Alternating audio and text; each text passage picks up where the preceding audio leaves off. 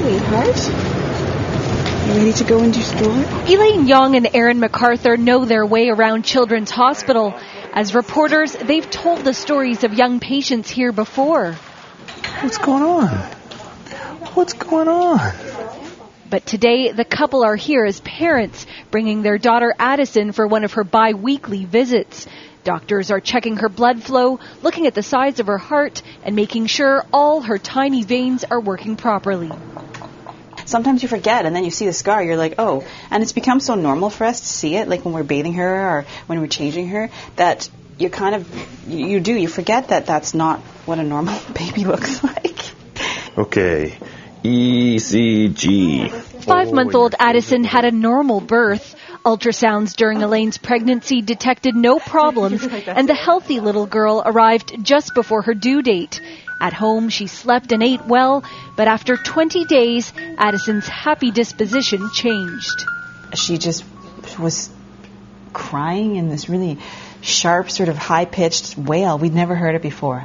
You know, babies cry, but this was weird, and I started crying. I thought, oh my God, there's something wrong with her. She felt really cold.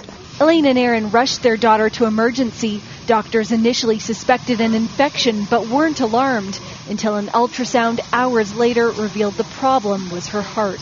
I just remember the cardiologist. He came out and he said, I'm really sorry to tell you this. He said, but your daughter might not make it. She's really, really sick. By midnight, the news was, your baby's going to die unless we put her on a heart-lung machine. Addison was connected to a machine that did the work of her heart and lungs, but that was only a temporary solution. Within 3 days, she was listed at the top of the Cross-Canada heart transplant list. No baby had ever received a new heart at BC Children's Hospital because the procedure is normally only done in Edmonton and Toronto. Hi, Aoife. Dr. Sanjeev Gandhi is the heart surgeon in charge of Addison's case. He knew she was too fragile to travel. Today, he had bounding... And having performed more than 150 transplants at his former hospital in St. Louis, Dr. Gandhi was prepared to try the procedure with Addison. Transporting her far away was an extraordinarily risky thing to do. So there weren't a lot of people prepared to take that risk when the ability existed here to actually do a heart transplant. There you go. The average wait for a child-sized heart is 77 days, but less than 48 hours after being listed, Elaine and Aaron received a phone call. All I could hear from her end of the phone was, what? You're kidding me. You're kidding me. No, you're kidding me. It was the day before Mother's Day, and Dr. Gandhi found them a heart. You're so overwhelmed with joy. You really are, because this is the chance. This is the chance that you thought may not have ever happened.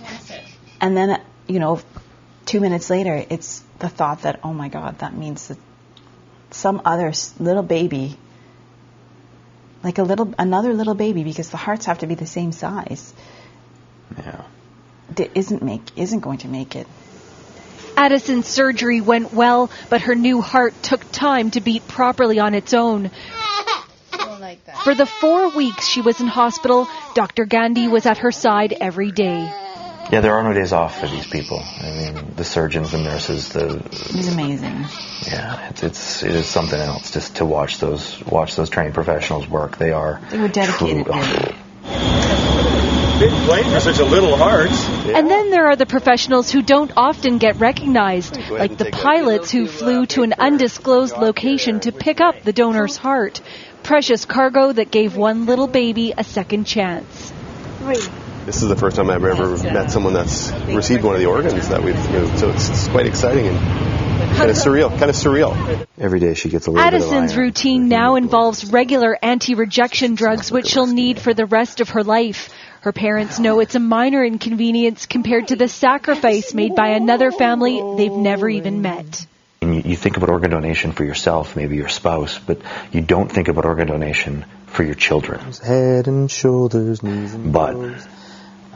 There are kids out there who need hearts and livers and kidneys, and your selfless act will make all the difference. Eyes, ears, mouth, and nose.